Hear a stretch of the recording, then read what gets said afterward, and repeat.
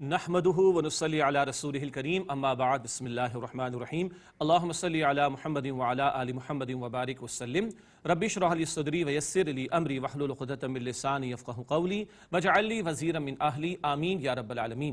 ناظرین کرام السلام علیکم ورحمۃ اللہ وبرکاتہ۔ دورہ ترجمہ قرآن کا سلسلہ جاری، سورہ آل عمران کا ہم کر رہے ہیں مطالعہ۔ عیسیٰ علیہ السلام کے معجزات کا ذکر آیا اور انہوں نے دعوت توحید پیش کی۔ وہ خود اللہ کے بندے اور اس کے رسول ہیں۔ نجران کے وفد میں موجود عیسائیوں کے پادریوں کو بھی بتایا جا رہا ہے تم ان کو خدا اور خدا کا بیٹا قرار دیتے ہو، اور عیسیٰ علیہ السلام کی تعلیم کیا ہے؟ ایک اللہ کی عبادت کرو۔ آئیے سلسلے کرام کو آگے بڑھاتے ہیں اور سورہ آل عمران کی آیت نمبر 52 سے اپنا مطالعہ آگے بڑھاتے ہیں۔ اعوذ باللہ من الشیطان الرجیم، بسم اللہ الرحمن الرحیم۔ فلما احس عیسیٰ منہم الکفر، پھر جب عیسیٰ علیہ السلام نے محسوس کیا ان لوگوں کی جانب سے کفر، قال من انصاری الی اللہ، تو فرمایا کون ہے اللہ سبحانہ وتعالی کی طرف میرا مدد کرنے والا۔ یہ یہود کا کفر محسوس کیا جن کو عیسیٰ علیہ السلام نے نکیر فرمائی تھی، تم دنیا پرستی میں مبتلا ہو گئے ہو، حق کو چھپاتے ہو، دنیا کے بندے غلام بن گئے ہو، تو عیسیٰ علیہ السلام کے دشمن ہو گئے معاذ اللہ، اور ان کی معجزات کو معاذ اللہ جادو قرار دینے لگے اور ان پر مرتد معاذ اللہ ہونے کا فتویٰ لگانے لگے اور اس طرح کی باتیں کرنے لگے، کامنٹس دینے لگے، اور ساتھ ساتھ ان کی جان کے در پہ ہو گئے اور رومی عدالت کے ذریعے ان کو سزا دلوانے کے در پہ ہو گئے معاذ اللہ۔ کون؟ یہود۔ یہ تاریخ ان کی بھری ہوئی۔ اب عیسیٰ علیہ السلام جب یہ کفر ان کی طرف سے محسوس کیا تو پکارا من انصاری الی اللہ، کون ہے میرا مددگار اللہ کی طرف؟ قال الحواریون نحن انصار اللہ، حواریین نے کہا کہ ہم اللہ تعالیٰ کی مدد کرنے والے ہیں۔ بہت قیمتی نقطہ، اجتماعیت دین میں کس طرح بنتی ہے؟ ایک اللہ کا بندہ کھڑا ہو اور لوگوں کو پکارے۔ پیغمبر بھی پکارتے تھے اللہ کی کون ہے میرا مددگار اللہ تعالیٰ کی طرف، ساتھی کہہ رہے ہم اللہ کے مددگار ہیں۔ عیسیٰ علیہ السلام فرما رہے میرا مددگار کون؟ ساتھی کہہ رہے ہم اللہ کے مددگار۔ پیغمبر اپنے کسی ذاتی کام کے لیے نہیں پکارتے، وہ اللہ کے دین کے لیے پکارتے ہیں۔ تو پیغمبر کی نصرت کیا ہے؟ پیغمبر کے لائے ہوئے دین کی نصرت کرنا۔ آج یہ دین کی نصرت اور نبی اکرم علیہ السلام کی نصرت کرنا یہ ہم مسلمانوں کے کاندھوں پر ہے۔ یہ بات سورہ اعراف آیت 157 میں بھی آئے گی انشاءاللہ۔ قال الحواریون نحن انصار اللہ، ان کے حواریین ساتھیوں نے کہا ہم اللہ تعالیٰ کے مددگار ہیں۔ اللہ تعالیٰ کا مددگار ہونے سے مراد پیغمبر کے مشن میں ان کا ساتھ دینا، ان کے دین کے لیے جد و جہد کرنا۔ آمنا باللہ، ہم اللہ پر ایمان لائے، واشہد بأننا مسلمون، اور آپ گواہ رہیے کہ بے شک ہم فرما بردار ہیں۔ ربنا، اے ہمارے رب، آمنا بما انزلت واتبعنا الرسول فاکتبنا مع الشاہدین، ہم اس پر ایمان لائے جو تو نے نازل فرمایا اور ہم نے رسول علیہ السلام کی پیروی کی، پس تو ہمیں گواہی دینے والوں کے ساتھ لکھ لے۔ یہ ان کے ساتھی جو ایمان لائے ان کی دعا کا ذکر۔ وَمَكَرُوا وَمَكَرَ اللَّهُ، اور ان یہود نے عیسیٰ علیہ السلام کے خلاف چالیں چلیں اور اللہ رب العالمین نے جوابی تدبیر فرمائی، ان کی سازشوں کو ناکام کیا اور اللہ تعالیٰ نے عیسیٰ علیہ السلام کو بلند فرما لیا۔ اگلی آیت کریمہ میں ذکر آ رہا ہے واللہ خیر الماکرین، اور اللہ سبحانہ وتعالیٰ سب تدبیر کرنے والوں سے بہتر تدبیر فرمانے والا ہے۔ اذ قال اللہ، یاد کرو جب اللہ سبحانہ وتعالیٰ نے فرمایا یا عیسیٰ، اے عیسیٰ علیہ السلام، انی متوفیک ورافعک الی، بے شک میں تمہیں صحیح سالم واپس لینے والا ہوں۔ اس لفظ پر متوفی کا تفاسیر کا مطالعہ کیجئے۔ علماء کرام مفسرین نے بہت عمدہ انداز سے گرامیٹیکل بحث بھی کی ہے، اور صحیح تر ترجمانی کیا ہے؟ انی متوفی کا، میں تمہیں صحیح سالم واپس لینے والا ہوں، جسم، روح، جان سب کچھ سمیت بلند فرمانے والا ہوں۔ ورافعک الی، اور میں اپنی طرف تمہیں بلند کر لوں گا۔ اللہ نے آسمانوں پر ان کو بلند فرما لیا۔ ومطہرک من الذین کفروا، اور تمہیں پاک کر دوں گا ان لوگوں سے جنہوں نے کفر کیا، مراد جن لوگوں نے کفر کی روش اختیار کی ان سے محفوظ رکھوں گا، حفاظت فرماؤں گا۔ وجاعل الذین اتبعوک فوق الذین کفروا الی یوم القیامہ، اور جنہوں نے اے عیسیٰ تمہاری پیروی کی انہیں ان کے اوپر غالب رکھوں گا جنہوں نے کفر کیا قیامت کے دن تک۔ یعنی یہود کی مغلوبیت کا معاملہ بھی آئے گا اور نصارہ کی اللہ تعالیٰ مدد بھی فرمائے گا جو عیسیٰ علیہ السلام کے پیروکار ہیں۔ ثم الی مرجعکم فاحکم بینکم فیما کنتم فیہ تختلفون، پھر تمہیں میری طرف لوٹ کر آنا ہے، پھر میں تمہارے درمیان فیصلہ کروں گا جس بارے میں تم اختلاف کرتے تھے۔ فَأَمَّا الَّذِينَ كَفَرُوا فَيُعَذِّبُهُمْ عَذَابًا شَدِيدًا فِي الدُّنْيَا وَالْآخِرَةِ، بس جن لوگوں نے کفر کیا تو انہیں سخت عذاب دوں گا دنیا اور آخرت میں، وَمَا لَهُم مِّن نَاصِرِينَ، اور ان کا کوئی مددگار نہیں ہوگا۔ وَأَمَّا الَّذِينَ آمَنُوا وَعَمِلُوا الصَّالِحَاتِ، اور جو لوگ ایمان لائے اور انہوں نے نیک اعمال کیے، فَيُوَفِّيهِمْ أُجُورَهُم، تو اللہ سبحانہ وتعالیٰ ان کے اجر انہیں پورے پورے دے گا۔ وَاللَّهُ لَا يُحِبُّ الظَّالِمِينَ، اور اللہ ظالموں کو پسند نہیں فرماتا۔ ذَلِكَ نَتْلُوهُ عَلَيْكَ مِنَ الْآيَاتِ وَالذِّكْرِ الْحَكِيمِ، ہم اے نبی علیہ السلام آپ پر یہ آیات اور حکمت والی نصیحت تلاوت کرتے ہیں۔ یہ صدیوں پرانے واقعات نبی مکرم علیہ السلام کی زبان مبارک سے جاری ہو رہے ہیں۔ یہ آپ کی رسالت کی صداقت کی بہت بڑی دلیل، وحی الہی کے مطابق یہ سب کچھ آپ کو عطا ہو رہا ہے۔ ان مثل عیسی عند اللہ کمثل آدم، بے شک اللہ سبحانہ وتعالیٰ کے نزدیک عیسیٰ علیہ السلام کی مثال تو آدم علیہ السلام جیسی ہے۔ بعض ایسے بھائی ہمارے مسلمان جو غیر مسلم تو مسلمان ہوئے، انہوں نے بھی اس آیت کریمہ کے ذیل میں ایک اچھا نقطہ لکھا، اور حضرات نے بھی لکھا کہ 25 مرتبہ لفظ عیسیٰ قرآن میں آیا، 25 مرتبہ لفظ آدم قرآن میں آیا، یہ مماثلت تو ہو گئی۔ یہ ایک ظاہر کا نقطہ ہے۔ ایک گہرا نقطہ کیا ہے؟ ان مثل عیسی عند اللہ کمثل آدم، بے شک اللہ سبحانہ وتعالیٰ کے نزدیک عیسیٰ علیہ السلام کی مثال آدم علیہ السلام جیسی ہے۔ خلقہ من تراب، اللہ تعالیٰ نے انہیں مٹی سے بنایا، ثم قال له کن فیکون، پھر فرمایا کہ ہو جاؤ تو ہو گئے۔ سبحان اللہ، نصارہ کو سمجھایا جا رہا ہے عیسیٰ علیہ السلام کی معجزانہ ولادت بغیر والد کے ان کی ولادت ہوئی، اللہ کے کلمہ کن سے ہوئی۔ اس بنیاد پر تم نے ان کو خدا قرار دے دیا، معاذ اللہ، خدا کا بیٹا قرار دے دیا۔ کس قدر گندا بھونڈا برا عقیدہ ہے۔ اگر تمہارا یہ خیال ہے تو آدم علیہ السلام کے بارے میں کیا رائے ہے؟ آدم علیہ السلام کی نہ والدہ ہیں نہ والد ہیں، ان کو کہاں پہنچاؤ گے پھر؟ استغفر اللہ۔ تو اللہ کے کلمہ کن سے آدم علیہ السلام کی پیدائش، اللہ کے خاص کلمہ کن سے عیسیٰ علیہ السلام کی پیدائش۔ معبود کون ہے؟ اللہ۔ یہ تو اللہ کے چنے ہوئے بندے ہیں جن کا شرف خود اللہ تعالیٰ بیان فرماتا ہے۔ الحق من ربک فلا تکن من الممترین، حق آپ کے رب کی طرف سے ہے، پس اے مخاطب تم شک کرنے والوں میں سے نہ ہو جانا۔ وہ نجران کا وفد بھی موجود ہے، یہ دلائل ان کے سامنے پیش کیے جا رہے ہیں۔ عیسیٰ علیہ السلام کی عظمت اور ان کی صحیح تر پوزیشن وعدے کی جا رہی ہے، اور اللہ سبحانہ تعالیٰ کی توحید کو وعدے کیا جا رہا ہے۔ اب بھی تم شک کرو گے؟ اب اگلی آیت کریمہ میں مباہلہ کا ذکر آ رہا ہے۔ مباہلہ ایک چیلنج کو کہا جاتا ہے، ترجمہ کرتے میں وضاحت ہوگی انشاءاللہ۔ فمن حاجک فیہ من بعد ما جاءک من العلم، پس جو آپ علیہ السلام سے اس بارے میں جھگڑے اس کے بعد کہ جبکہ آپ کے پاس واضح علم آ چکا، فقل، پس اے نبی علیہ السلام تو آپ فرمائیے، تعالو آؤ، ندعو ابناءنا وابناءکم ونساءنا ونساءکم وانفسنا وانفسکم، ہم بلائیں اپنے بیٹے اور تمہارے بیٹے، اور اپنی عورتیں اور تمہاری عورتیں، اور ہم خود بھی آئیں اور تم بھی آ جاؤ خود۔ مراد ہے کہ آؤ، پھر سامنے آ کر مقابلہ ہوتا ہے۔ کون سا مقابلہ؟ مباہلہ۔ آگے فرمایا ثم نبتہل، پھر ہم التجا کریں سب اللہ سبحانہ وتعالیٰ سے، فنجعل لعنت اللہ علی الکاذبین، پھر جھوٹوں پر اللہ تعالیٰ کی لعنت ڈالیں۔ آؤ کھلے میدان کے اندر اور اللہ کے سامنے التجا کرتے، حق تمہارے سامنے واضح ہو گیا، دلائل تمہارے سامنے پیش ہو گئے، اے نصارہ تمہارے غلط بھونڈے عقائد کا رد کر دیا گیا، تمہارے دل گواہی دے رہے کہ حق تمہارے سامنے آ گیا۔ اب بات یہی رہ گئی، آؤ اللہ کے سامنے التجا کریں کہ جو جھوٹا اس پر اللہ تعالیٰ کی لعنت ہو۔ اللہ اکبر۔ نبی مکرم صلی اللہ علیہ وسلم اہل بیت کو لے کر آئے اس موقع پر، رضی اللہ تعالیٰ عنہ مجمعین۔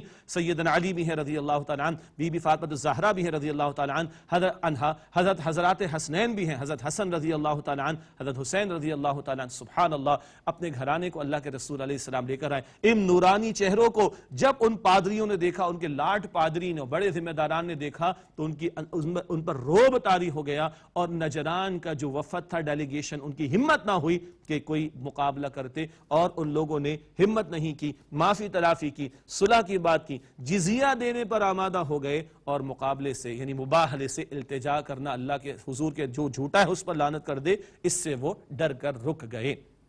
یہ اللہ کے پیارے رسول صلی اللہ علیہ وسلم کی عظمت کا بیان، اور آپ کے اہل بیت کی عظمت کا بیان بھی۔ اور مباہلہ کے بارے میں علماء نے پھر ایک بات لکھی ہے کہ دین کے جو مسلمات، اصولی بنیادی امور ہیں، ان کے بارے میں اگر کبھی کفار کے ساتھ ڈیبیٹ کے اندر اس طرح کا معاملہ آئے تو ایک گنجائش نکلتی ہے کہ اس طرح کی بات مباہلے کی جا سکتی ہے۔ باقی تفصیلات تفاسیر میں ان کو مطالعہ ہمیں کر لینا چاہیے۔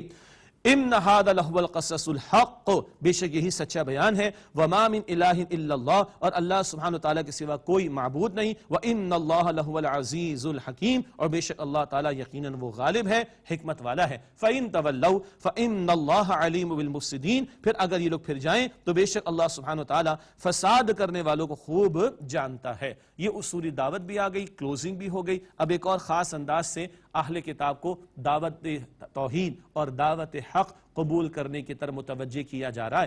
اگلی آیت کریمہ بہت قیمتی ہے، دین کی دعوت دینا، دین کی تبلیغ کرنا، اس کا ایک بڑا قیمتی اصول عطا ہو رہا ہے۔ قل یا اہل الکتاب، اے نبی صلی اللہ علیہ وسلم فرما دیجئے اے اہل کتاب، تعالوا الی کلمۃ سواء بیننا وبینکم، آؤ ایک ایسی بات کی طرف جو ہمارے تمہارے درمیان مشترک ہے، کامن ہے۔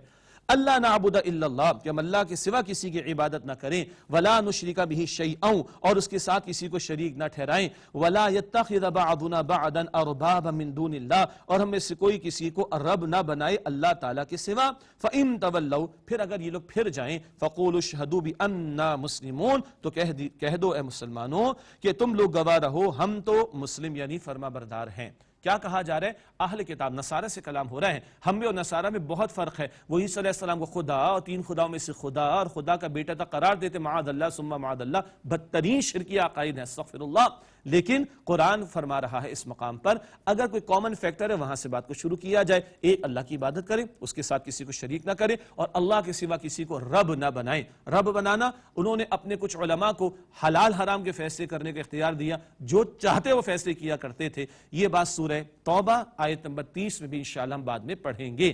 یہ کامن فیکٹر سے بات شروع کی جائے۔ ہم میں نصارہ میں بہت زیادہ فرق بھی ہے، لیکن ہم مسلمانوں کے درمیان کچھ علمی اختلافات ہیں، مسلکی کچھ اختلافات ہیں، وہ تھوڑے، اور ہمارے کامن فیکٹر زیادہ ہے۔ تو اللہ کا یہ کلام نصارہ سے گفتگو کرتے ہوئے کامن فیکٹرز پر بات کرنے کی توجہ دلا رہا ہے، تو مسلمانوں کے درمیان ہم کیوں لڑانے کی باتیں کرتے ہیں، ہم کیوں اختلافات کی بات کرتے ہیں، ہم کیوں دوریاں پیدا کرنے کی باتیں کرتے ہیں؟ اللہ حفاظت فرمائے، امت کو اور کتنا توڑا جائے گا، اور کتنی دوریاں پیدا کی جائیں گی، اور کتنی فرقہ واریت پھیلائی جائے گی۔ اللہ تعالیٰ حفاظت فرمائے۔ معراج کی شب ہے، نبی مکرم صلی اللہ علیہ وسلم کو دکھایا گیا کچھ لوگوں کی لمبی لمبی زبانیں اور بڑی بڑی قینچیوں سے کاٹی جا رہی، اور فرمایا نبی علیہ السلام جبریل کیا ماجرا؟ فرمایا آپ کی امت کے واعظین، آپ کی امت کے خطباء جن کی باتوں سے امت ٹوٹتی تھی، امت پہ تفرقہ پیدا ہوتا تھا، ان کو یہ عذاب دیا جا رہا ہے۔ استغفر اللہ۔ اللہ ہمیں جڑنے اور جوڑنے کی توفیق عطا فرمائے۔ یہ کیو ٹی وی کا پلیٹ فارم ہے، الحمدللہ یہ رب کائنات کا کلام بیان ہو رہا ہے۔ ہمارا فرض بنتا ہے ہم اصولی متفق علیہ، اگریڈ اپون، کامن فیکٹرز والی باتوں کو بیان کریں تاکہ امت جڑے۔ اللہ ہمیں جڑنے اور جوڑنے والا بنائے۔ اہل کتاب کے مقابلے میں کہلوا دیا گیا، اگر تم نہیں مانتے تو سن لو، ہم تو گواہی دیتے ہیں کہ ہم اللہ سبحانہ وتعالیٰ کے ماننے والے ہیں، اور ہم تو مسلم یعنی فرما بردار ہیں۔ یا اہل الکتاب، ہی بڑا خوبصورت انداز سے، دو ٹوک انداز سے کلام ہو رہا ہے۔ یا اہل الکتاب، اے اہل کتاب، لم تحاجون فی ابراہیم وما انزلت التوراۃ والانجیل الا من بعدی، تم کیوں ابراہیم علیہ السلام کے بارے میں جھگڑا کرتے ہو، اور تورات اور انجیل تو نہیں نازل کی گئی مگر ان کے بعد۔ افلا تعقلون، پس کیا تم عقل سے کام نہیں لیتے؟ تم کہتے ہو کہ وہ یہودی تھے، نصرانی تھے، تورات تو بعد میں نازل ہوئی ہے، انجیل تو بعد میں نازل ہوئی ہے، ابراہیم علیہ السلام تو اللہ کے مسلم فرما بردار تھے، کیوں ان کی طرف تم گروہ بندیوں والے نام جو ہے وہ منسوب کرنے کی کوشش کرتے ہو؟ ہمارے لیے بھی رہنمائی ہے۔ آج جو مکاتب فکر ہے، امت کے معروف مکاتب فکر، امت کے اندر مسالک ہیں، ہم سب کا ادب کرتے ہیں، سب کا احترام کرتے، سب کا اصول ہے کہ اللہ کی کتاب، اللہ کے پیارے نبی علیہ السلام کی تعلیم، صحابہ کرام رضی اللہ تعالی عنہ اجمعین، ان پر اعتماد، یہ سب اصولی باتیں ہیں، ہم سب کا ادب اور احترام کرتے ہیں، مگر ہمارا تعارف گروہ والا تھوڑا ہی ہونا چاہیے، ہمارا تعارف تو مسلم والا ہونا چاہیے۔ یہ ان کو بھی سمجھایا جا رہا ہے اور ہمیں بھی سمجھنا چاہیے۔ ہا انتم ہؤلاء حاججتم فیما لکم بہ علم، ہاں تم ہی تو وہ لوگ ہو کہ تم نے اس بارے میں جھگڑا کیا جس کا تمہیں کچھ علم تھا، عیسیٰ علیہ السلام کے موزانہ ولادت کا معاملہ تھا، اس بارے میں تم نے غلط بات کی لیکن تمہیں تھوڑا بہت پتا تھا۔ فَلِمَ تُحَاجُّونَ فِيمَا لَيْسَ لَكُمْ بِهِ علم، تو اب کیوں جھگڑا کرتے ہو اس بارے میں جس کا تمہیں علم نہیں ہے؟ واللہ یعلم وانتم لا تعلمون، اور اللہ سبحانہ وتعالی جانتا ہے اور تم نہیں جانتے۔ تم کیوں غلط باتیں ابراہیم علیہ السلام اور دیگر رسولوں کی طرح منسوب کرتے ہو؟ معاذ اللہ۔ ما کان ابراہیم یہودیا ولا نصرانیا ولکن کان حنیفا مسلما، ابراہیم علیہ السلام نہ یہودی تھے نہ نصرانی، بلکہ وہ یکسو ہو جانے والے مسلم یعنی فرما بردار تھے۔ اللہ کے لیے یکسو ہو جانا اور اللہ کے لیے مسلم یعنی فرما بردار ہو جانا، ہمارا نام بھی یہی ہے۔ ابراہیم علیہ السلام کی دعا سورۃ البقرہ میں ہم نے مطالعہ کیا، امۃ مسلمۃ لک، امت مسلمہ۔ سورہ حج میں پڑھیں گے آیت نمبر 78 میں، ہوا سماکم المسلمین، اللہ سبحانہ وتعالی فرماتا ہے اللہ نے تمہارا نام مسلم رکھا، یہی ابراہیم علیہ السلام نے نام رکھا۔ تو ابراہیم علیہ السلام کو تم یہودی کہتے ہو معاذ اللہ، نصرانی کہتے ہو، کیوں غلط باتیں کہتے ہو؟ وہ یکسو ہو جانے والے مسلم تھے۔ میرا اور آپ کا بھی پہلا تعارف کیا ہے؟ ہم مسلم ہیں، اللہ اکبر کبیرہ، اور ہم اسی کی دعا دیتے ایک دوسرے کو، السلام علیکم، آپ پر سلامتی ہو، سبحان اللہ۔ جی باقی علمی اعتبار سے علمی اختلاف ہونا، مکتب فکر ہونا، مسلک کا ہونا، 14 صدیاں امت کی ہمارے سامنے ہیں۔ یہ احناف ہیں، یہ شوافع ہیں، یہ حنابلہ، یہ مالکیہ، کوئی ایشو نہیں ہے، کوئی مسئلہ نہیں ہے، اصول سب کے ایک ہیں، کوئی حرج کی بات نہیں ہے۔ ہم سب مسلمان، ہمارا دل وسیع ہونا چاہیے، بڑا ہونا چاہیے، اللہ تعالیٰ میں ٹوٹنے سے بچائے اور جڑنے والا اور جوڑنے والا بنائے۔ وما کان من المشرکین، اور وہ مشرکین میں سے نہیں تھے۔ یہ مشرکین کو بھی سمجھایا جا رہا ہے جو ابراہیم علیہ السلام کی نسل میں ہونے کے دعوے دار تھے مگر شرک کرتے تھے۔ ابراہیم علیہ السلام نے تو توحید کی دعوت دی، وما کان من المشرکین، اور وہ مشرکین میں سے نہیں تھے۔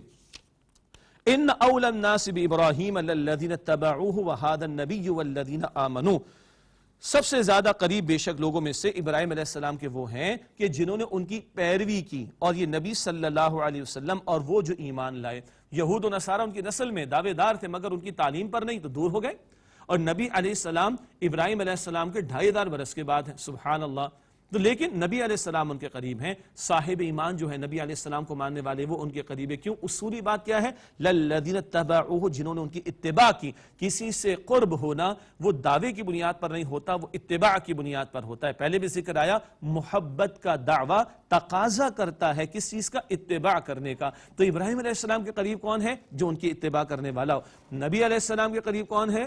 جی جو ان کی سنت پر عمل کرنے والا ہو۔ واللہ ولی المؤمنین، اور اللہ سبحانہ وتعالی ایمان والوں کا کارساز ہے۔ وَدَّ طَائِفَةٌ مِّنْ أَهْلِ الْكِتَابِ لَيُضِلُّونَكُمْ، اہل کتاب کی جماعت چاہتی کاش وہ تمہیں گمراہ کر دیں۔ وَمَا يُضِلُّونَ إِلَّا أَنفُسَهُمْ وَمَا يَشْعُرُونَ، اور وہ اپنے سوا کسی کو گمراہ نہیں کرتے مگر وہ سمجھتے نہیں ہیں۔ یہ بات پہلے بھی آئی کہ یہود خود تو راہ حق سے ہٹ گئے اور نصارہ بھی گمراہ ہو گئے، اب وہ چاہتے کہ دوسرے بھی راہ حق سے ہٹ جائیں، لیکن ان کو سمجھ نہیں آ رہی کہ یہ خود اپنے آپ کی ہی گمراہی کا سامان کر رہے ہیں۔ یا اہل الکتاب لم تکفرون بآیات اللہ وانتم تشہدون، بڑی زوردار انداز سے ایک دعوت ان کو دی جاری ہے۔ اے اہل کتاب، تم کیوں انکار کرتے ہو اللہ تعالیٰ کی آیات کا جبکہ تم گواہ ہو؟ تمہاری کتابوں میں بشارات موجود ہیں، تمہارے دل گواہی دے رہے ہیں۔ اور یہ نجران کا جو وفد آیا جس کے لاٹ پادری، بڑے بڑے پریسٹس، بڑے بڑے پادری موجود ہیں، حق ان پر واضح ہو رہا ہے، کیوں جانتے بوجھتے انکار کرتے ہو؟ یا اہل الکتاب لم تلبسون الحق بالباطل وتکتمون الحق وانتم تعلمون، اے اہل کتاب تم کیوں ملاتے ہو حق کو باطل کے ساتھ اور تم جانتے بوجھتے حق کو کیوں چھپاتے ہو؟ دنیا کے چنٹکوں کی خاطر، دنیا کے مال و اسباب کی خاطر تم حق کو چھپا رہے ہو، حق و باطل کو گڑمٹ کرنے کی کوشش کرتے ہو اور حق کو چھپا کر اپنا دوسروں کا نقصان کر رہے ہو۔ اگلی آیت کریمہ میں کچھ ذکر آ رہا ہے یہود کے تعلق سے۔ یہود میں بھی کچھ لوگ تھے جنہوں نے منافقانہ روش اختیار کی، جاتے نبی علیہ السلام کی مجلس میں جھوٹا دعویٰ کرتے ایمان کا، شام میں آ کے کفر کر جاتے معاذ اللہ۔ یہ انہوں نے ایک سازش کرنا چاہی مسلمانوں کو ایمان سے ڈگمگانے کے لیے اور ان کے قدم لڑکھڑا جائیں معاذ اللہ اس کے لیے۔ تو یہود میں سے کچھ منافقانہ روش اختیار کرنے والوں کا ذکر جو ایک سازش کے طور پر آئے تھے۔ وَقَالَتْ طَائِفَةٌ مِّنْ أَهْلِ الْكِتَابِ آمِنُوا بِالَّذِي أُنزِلَ عَلَى الَّذِينَ آمَنُوا وَجْهَ النَّهَارِ، اور ایک جماعت نے کہا اہل کتاب کی کہ جو کچھ مسلمانوں پر نازل کیا گیا ہے اسے دن کے اول حصے میں مان لو، جا کر اعلان کر دو ہم ایمان لے آئے۔ وَاقْفُرُوا آخِرَهُ لَعَلَّهُمْ يَرْجِعُونَ، اور منکر ہو جاؤ اس کے آخر حصے میں، یعنی شام میں جا کر، شاید کہ وہ دین سے پھر جائیں۔ یہ تھا سازشی ٹولہ کچھ لوگوں کا کہ جاؤ ان کے مجلس میں، ہاں جی ہم ایمان لے آئے، شام میں کو کچھ اس میں ہے ہی نہیں، کوئی بات اس میں اٹریکشن والی تو ہے نہیں، کوئی سمجھ میں آنے والی بات تو ہے نہیں، اور کفر کر ڈالو معاذ اللہ ثم معاذ اللہ۔ اس سازشی گروہ کا ذکر ہے۔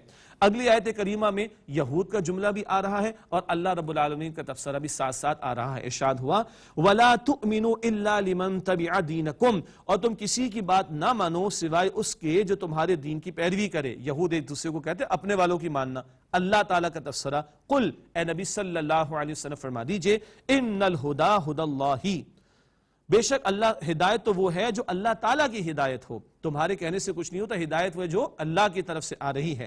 اب یہود کا جملہ ان یؤتی احد مثل ما اوتیتم او یحاجوکم عند ربکم، کہ کسی کو دیا گیا ہے جیسا کہ تمہیں دیا گیا، یا وہ تم سے تمہارے رب کے سامنے حجت کریں۔ کیا کہہ رہے ایک دوسرے کو؟ اپنی بات ماننا، دوسرے کی نہ ماننا۔ دوسروں کو کیوں دیا جا رہا ہے اور تم باتیں ان سے جا کے کرو گے؟ تو تمہاری کتاب میں جو بشارتیں آخری پیغمبر علیہ السلام کے بارے میں، یہ تمہارے بارے میں کل اللہ کے سامنے حجت لے کر کھڑے ہو جائیں گے۔ یہ ذکر البقرہ میں بھی مختصر آیا تھا۔ اب اللہ تعالیٰ کا تبصرہ، قل ان الفضل بید اللہ، اے نبی علیہ السلام فرما دیجئے بے شک فضل تو اللہ کے ہاتھ میں۔ یہ تھوڑی رسالت کے فیصلے کرنے والے کس کو رسالت دی جائے، یہ کل اختیار کس کا ہے؟ اللہ کا۔ ان الفضل بید اللہ، بے شک فضل تو اللہ کے ہاتھ میں ہے، یؤتیہ من یشاء، اللہ جس کو چاہتا ہے عطا فرماتا ہے، واللہ واسع علیم، اور اللہ سبحانہ وتعالی وسعت والا، خوب علم رکھنے والا ہے۔ یہ اللہ کے فیصلے، اب اس نے نبی مکرم علیہ السلام کو آخری رسول بنا کر بھیجا۔ یختص برحمتہ من یشاء، وہ جس کو چاہتا ہے اپنی رحمت سے خاص کر لیتا ہے، واللہ ذو الفضل العظیم، اور اللہ بڑے فضل والا ہے۔ اگلی آیت کریمہ میں قرآن پاک کا خوبصورت توازن والا پہلو سامنے آتا ہے۔ اہل کتاب کی برائیوں کا ذکر ہو رہا ہے، مگر ان میں کئی خوبی خیر قرآن اس کو بھی ہائی لائٹ کرتا ہے، کیونکہ ان کو دعوت توحید تو پیش کرنی ہے نا۔ وَمِنْ أَهْلِ الْكِتَابِ مَنْ إِنْ تَأْمَنْهُ بِقِنْطَارٍ يُؤَدِّهِ إِلَيْكَ، اور اہل کتاب میں سے کوئی ایسا ہے کہ اگر آپ اس کے پاس امانت رکھیں ڈھیروں مال تو وہ آپ کو ادا کر دے، اتنا امانت پسند ہے وہ شخص۔ وَمِنْهُمْ مَنْ إِنْ تَأْمَنْهُ بِدِينَارٍ، اور ان میں سے کوئی ایسا ہے اگر آپ اس کے پاس ایک دینار بھی امانت کے طور پہ رکھیں، لا یودہ الیک، تو وہ دینار ایک جو ہے وہ بھی واپس نہ کرے گا، الا ما دمت علیہ قائما، مگر یہ کہ جب تک آپ اس کے سر پر کھڑے نہ رہیں۔ ایسے بھی کنجوس اور خیانت کرنے والے ہیں۔ ذالک بانہم قالوا لیس علینا فی الامیین سبیل، یہ اس لیے کہ انہوں نے کہا ہم پر امیین کے بارے میں، ان پڑھ لوگوں کے بارے میں کوئی الزام نہیں۔ یہ اپنے آپ کو کہتے ہیں ہم تو چہیتے اللہ کے، یہ مشرکین ان کے پاس تو کچھ بھی نہیں کتاب میں سے، یہ تو ان پڑھ قسم کے جاہل لوگ ہیں۔ وَيَقُولُونَ عَلَى اللَّهِ الْكَذِبَ وَهُمْ يَعْلَمُونَ، اور وہ اللہ تعالیٰ پر جھوٹ بولتے ہیں اور جھوٹ باندھتے ہیں اللہ کی طرف، اور جبکہ وہ جانتے بھی ہیں۔ یہ وہ لوگ ہیں جن کی کتاب تالمود میں آج تک لکھا ہوا ہے، جو نان اسرائیلی ہو، غیر یہود ہو، وہ جینٹائلز و جانور، ان کو لوٹنا ہمارا پیدائشی حق ہے۔ اس طرح کے لوگ بھی اس گروہ میں تھے، لیکن اگر کہیں خیر تھا تو قرآن نے اس کو بھی ہائی لائٹ کیا۔ یہ توازن ہے جو قرآن کریم میں ہمیں دکھائی دیتا ہے۔ آئندہ نشست میں مزید بات آگے بڑھائیں گے۔ اب آئیے اختتام پر اللہ رب العالمین کے حضور دعا کا اہتمام کرتے ہیں۔ بسم اللہ الرحمن الرحیم، اللہم صلی علی محمد وعلی آل محمد وبارک وسلم، اللہم ارحمنا بالقرآن العظیم واجعلہ لنا اماما ونورا وہدا ورحمہ، اللہم ذکرنا منہ ما نسینا وعلمنا منہ ما جہلنا وارزقنا تلاوتہ آناء اللیل واطراف النہار واجعلہ لنا حجتا یا رب العالمین۔ اے اللہ اس قرآن پاک کے ذریعے ہم پر رحم فرما، اے اللہ اس قرآن پاک کو ہمارے لیے امام، نور، ہدایت اور رحمت بنا، اے اللہ دن رات اس کی تلاوت کی توفیق عطا فرما، اے اللہ اس قرآن پاک کو ہمارے حق میں سفارش کرنے والا بنا۔ مالک دو جہاں، ہم نے تیرے سامنے ہاتھ پھیلائے، اے اللہ اپنے فضل و کرم سے ہمارے یہ پڑھنا پڑھانا سیکھنا سکھانا اپنی بارگاہ میں قبول فرما۔ اے اللہ ہمارے ماں باپ کی، ہمارے گھر والوں کی، ہمارے اساتذہ کی اور تمام مسلمانوں کی مغفرت فرما۔ اے اللہ یہ رحمتوں والی راتیں ہیں، اے اللہ تیری مغفرت کے فیصلے ہو رہے ہیں، اے اللہ ہم سب کی مغفرت فرما۔ اے اللہ امت کے حال پر رحم فرما، امت والے کام کے لیے اے اللہ ہم سب کو قبول فرما، نیکی کا حکم دینے بدی سے روکنے کی توفیق عطا فرما۔ اے اللہ ہم سب کو اسلام پر زندہ رکھ، اے اللہ ایمان پر خاتمہ عطا فرما، اے اللہ ہم سب کو جہنم سے آزاد فرما دے، اے اللہ جہنم کی آگ سے محفوظ فرما دے، اے اللہ روز قیامت نبی اکرم صلی اللہ علیہ وسلم کی شفاعت نصیب فرما، یا اللہ ہم سب کو جنت الفردوس عطا فرما، یا اللہ اپنی رضا اپنا دیدار عطا فرما۔ رب اغفر وارحم، رب اغفر وارحم وانت خیر الراحمین۔ ربنا آتنا فی الدنیا حسنہ وفی الآخرۃ حسنہ وقنا عذاب النار، وصلی اللہ علی النبی الکریم وعلی آلہ واصحابہ اجمعین، آمین برحمتک یا ارحم الراحمین۔